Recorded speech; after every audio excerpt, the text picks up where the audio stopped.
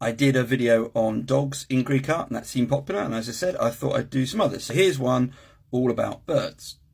I thought I'd start with a serious one first. This is a tombstone of a young girl which dates to around 450 BC, and she's holding what are apparently a pair of doves. And this isn't unusual. Tombstones featuring young girls sometimes have the young girls holding a bird or pair of birds. Whether that meant they were pets or whether there's a wider association, it isn't clear, but we'll see later in another image there does seem to be a link with young children and birds. Next up, something very different, and in fact this is one of my favourite images full stop, and it dates to around 430 BC and is in fact Corinthian. On it you can see a woman with a cup, and in the wash basin, or something like a wash basin, you can see a duck.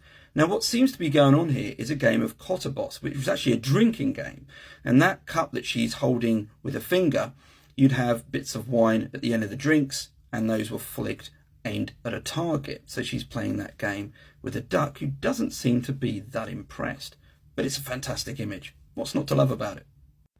Now on this vase, which dates to around 410 BC, we've got two people, each holding a pet, one a cat and one a duck. And I'm going to zoom in because it's well worth a closer look.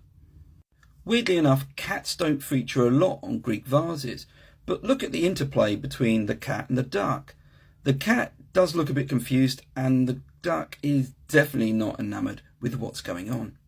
This image, which dates to around 420 BC, goes back to what I said earlier about children and birds as pets, because apparently that is a toy car and this is a child, and he seems to be holding what is a pet bird.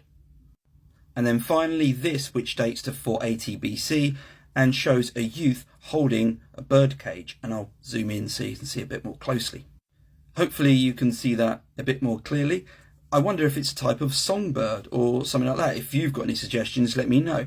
And if you've got any comments or just want to follow for more stuff like this, go for it.